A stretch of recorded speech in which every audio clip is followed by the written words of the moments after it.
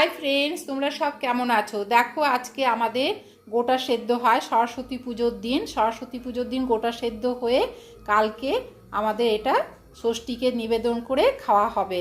তাই আজকে আমি দেখো এখানে গোটা মুগ নিয়ে নিয়েছি।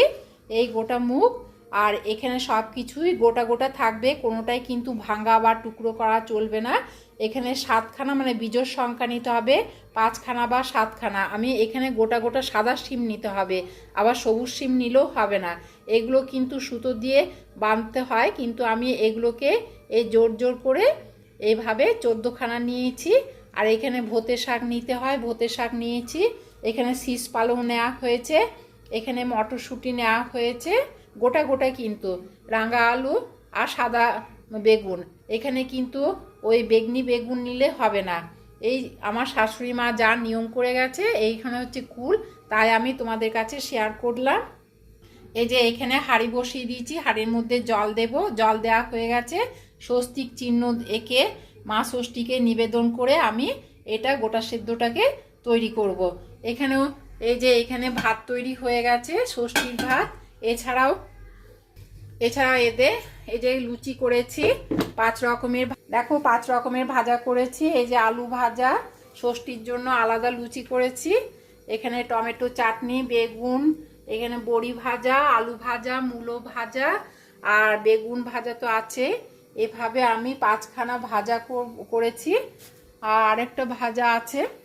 এই 5খানা ভাজা, পায়েস, এই দেখো পায়েস, এই যে পায়েস, আর এখানে আলুর দম।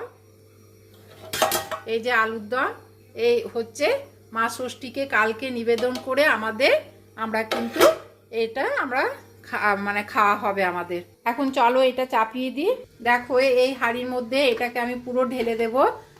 আমি কিন্তু আর নাড়তেও পারবো না, আর এটাকে আমি আর কিচ্ছু নাড়াচাড়া করা যাবে না, যা হবে একবারেই হবে। এরপরে এই সেদ্ধগুলো গোটা গোটা দিয়ে দিচ্ছি। দেখো বেগুন দিয়ে দিচ্ছি, সব সেদ্ধ হয়ে যাবে, কিন্তু নাড়লেও হবে না, কিচ্ছু হবে না। পরে কিন্তু আমরা যখন এটাকে খাওয়া হবে ষষ্ঠীকে দেওয়ার পরে, তখন এখানে নুন আর তেল মিশিয়ে খাওয়া হবে। এগুলো পুরো ছেড়ে দিচ্ছি জলের মধ্যে। খেতে কিন্তু দারুণ লাগে। তোমরা বাড়িতে এমনিও করা যাবে, মাঝে মাঝে করলে কিন্তু শরীরের পক্ষেও কিন্তু খুব ভালো এটা খাওয়া। যে পুরো ছেড়ে দিচ্ছি, এগুলো কিন্তু খোসা ছাড়ানো যাবে না, পুরো গোটা গোটাই দিতে হবে। দেখো এখানে পুরো দিয়েছি, এবারে ফুটে উঠবে, কিন্তু আমি কিন্তু নাড়বো না বা কিছু করব না। প্রত্যেকটা জিনিস দিয়ে দিলাম, এটা কিন্তু সেদ্ধ নিজের থেকে হয়ে যাবে।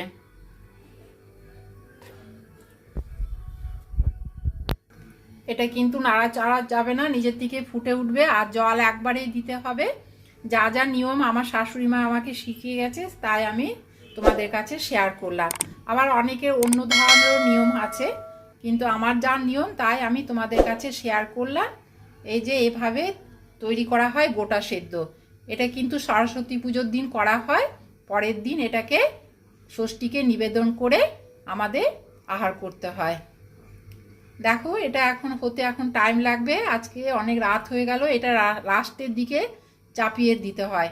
সব কিছু মুছে পরিষ্কার করে মা ষষ্ঠীকে এটা দেয়া মানে পুজোটা করা হয়। ঠিক আছে, ভিডিওটা ভালো লাগলে নিশ্চয়ই একটা সাবস্ক্রাইব করতে ভুলবে না। Bye, tata.